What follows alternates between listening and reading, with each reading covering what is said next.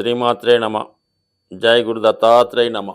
ఈ వీడియోలో మనం డిసెంబర్ 1వ తారీఖు నుంచి 15వ తారీఖు మధ్యలో జరగబోయే పక్ష ఫలితాలు మిథున రాశి వారికి ఏ విధంగా ఉండబోతున్నాయి అన్న విషయాన్ని పరిశీలిద్దాం. మరి మిథున రాశి వారికి ఈ పక్షం అంతా కూడా రాష్ట్రాధిపతి బుధుడు వక్ర గమనంలో ఉంటూ తృతీయాధిపతి అయినటువంటి రవితో కలిసి 6వ స్థానంలో సంచరించడం ఒక విధంగా జాతకుడికి శత్రువులపై విజయం లభించడం జరుగుతూ ఉంటుంది. అలాగే అతను ఏదైనా ఒక ఇంటర్వ్యూలో కానీ పోటీ పరీక్షల్లో కానీ పాల్గొన్నప్పుడు ఖచ్చితమైనటువంటి విజయం లభిస్తుంది. ప్రభుత్వ అధికారులతోనూ మీ యొక్క సుపీరియర్స్ సీనియర్స్తో ఏదైనా మరి ప్రాబ్లమ్స్ కానీ ఘర్షణ కానీ వాగ్విదాలు ఉన్నా అవి మీ వరకు పరిష్కారమై మీలో ఉన్నటువంటి టాలెంట్ని నైపుణ్యాన్ని మీ యొక్క సీనియర్సో మీ యొక్క బాసో గుర్తించి మీకు సముచిత స్థానం ఇవ్వడం జరుగుతూ ఉంటుంది.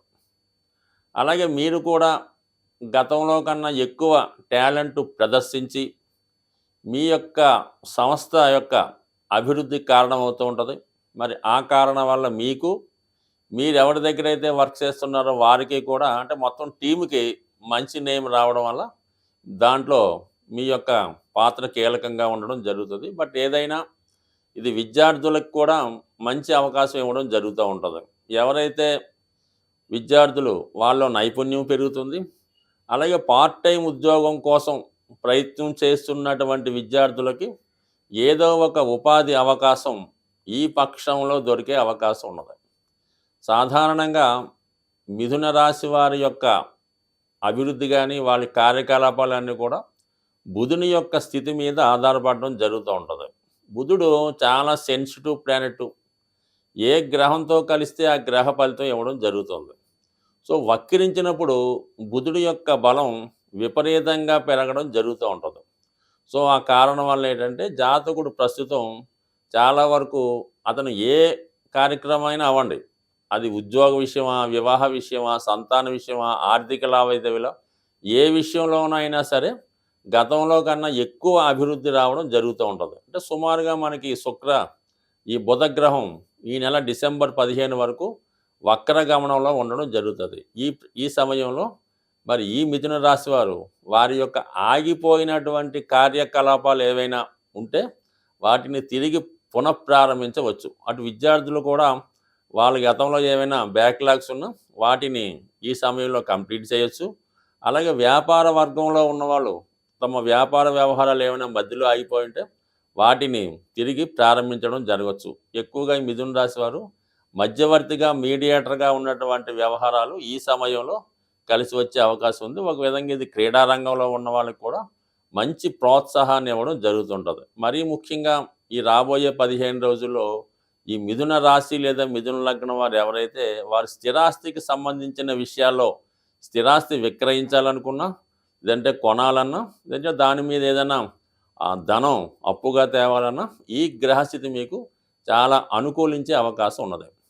ఇక ముఖ్యంగా ఇంకొక విషయం ఏంటంటే ఈ రాశి వారికి ప్రస్తుతం ఉన్నటువంటి గ్రహస్థితిలో శని భగవానుడు భాగ్యస్థానంలో సంచరిస్తూ మరి దశమ స్థానంలో ఉన్నటువంటి రాహు నక్షత్రమైనటువంటి శతభిష నక్షత్రం మీద సంచరించడం, దశమ స్థానంలో ఉన్నటువంటి రాహు శనిగ్రహ నక్షత్రంలో సంచరించడం, ఈ రెండు నక్షత్ర పరివర్తన రావడం వల్ల ఈ విధంగా ఈ మిథున రాశి వారికి శని దశమ భావంలో ఉన్నటువంటి ఫలితం టెంపరీగా ఇవ్వడం జరుగుతూ ఉంటుంది. సో ఆ కారణం వల్ల మరి అష్టమాధిపతి దశమంలోకి వచ్చిన, భాగ్యాధిపతి దశమంలోకి వచ్చిన జాతకుడు అభివృద్ధితో కూడుకున్నటువంటి మార్పు వచ్చే అవకాశం ఉంది. జాతకుడు వృత్తిలో సడన్గా ప్రమోషన్ రావచ్చు, వృత్తిరీత్యా ట్రాన్స్ఫర్ అవ్వచ్చు, అనూహ్యంగా కొత్త ఉద్యోగంలో ప్రవేశించి అతని యొక్క స్థాయి కూడా పెరిగే అవకాశం ఉంది ఈ పరివర్తన వల్ల. దాన్ని సపోర్ట్ చేస్తూ దశమ స్థానంలో ఉన్నటువంటి దశమాధిపతి గురువు వ్యయస్థానంలో వక్రగమనంలో ఉండడం కూడా జాతకుడు వృత్తిరీత్యా మార్పులకి కారణం అవుతోంది.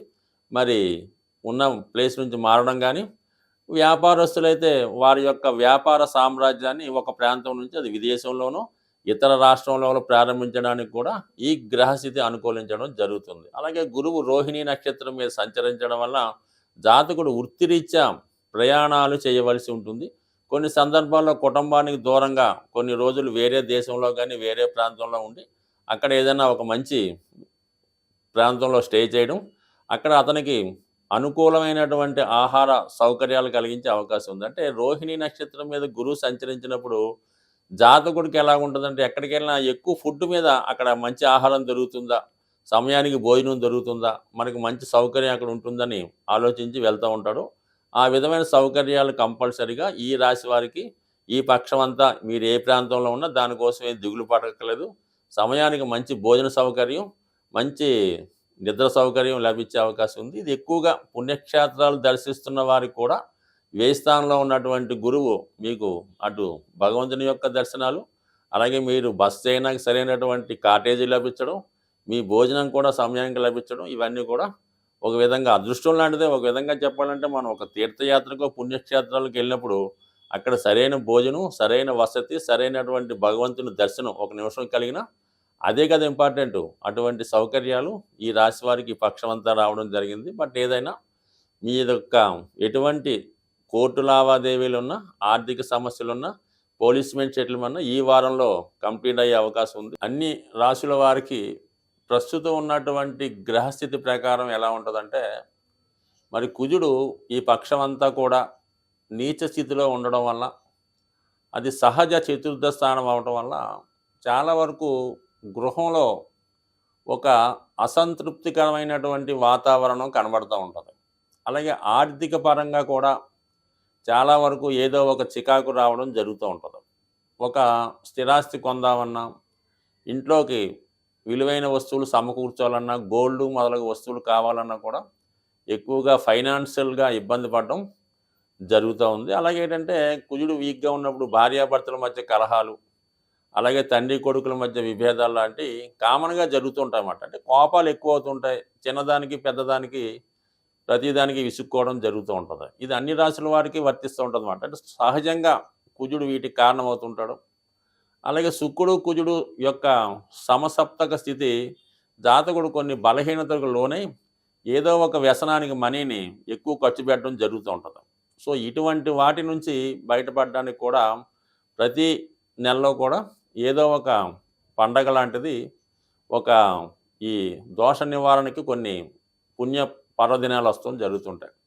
మరి ఈ నెలలో వస్తున్నటువంటి సుబ్రహ్మణ్య స్వామి షష్ఠి 7వ తారీఖు డిసెంబర్ తారీఖున కంపల్సరిగా ప్రతి ఒక్కరూ కూడా విధి విధానంగా సుబ్రహ్మణ్య స్వామి వారిని దర్శించి, వీలైతే ఆ రోజు ఉపవాసం ఉండి ఏదైనా సుబ్రహ్మణ్య క్షేత్రాన్ని కానీ దగ్గరలో ఉన్నటువంటి శివాలయాన్ని కానీ దర్శించి విధి విధానంగా స్వామికి వీలైతే పంచామృతాలతో, అంటే ఎక్కువగా తేనె, చెరుకు రసం, బెల్లం పానకం, చలిమిడి మొదలగు వాటిలో అభిషేకం నైవేద్యాలు పెట్టి పూజించడం వల్ల, అలాగే గర్భానికి సంబంధించినటువంటి ఇబ్బందులతో మరి స్త్రీలకు ఎక్కువగా సంతానం కలగకపోవడం, కలిగిన సంతానం చాలా బలహీనంగా ఉండడం, అలాగే వివాహంలో సమస్యలు, ఇవన్నీ కూడా ఒక విధమైనటువంటి సర్పదోషం ద్వారా జాతకులకి ఏర్పడడం జరుగుతూ ఉంటుంది.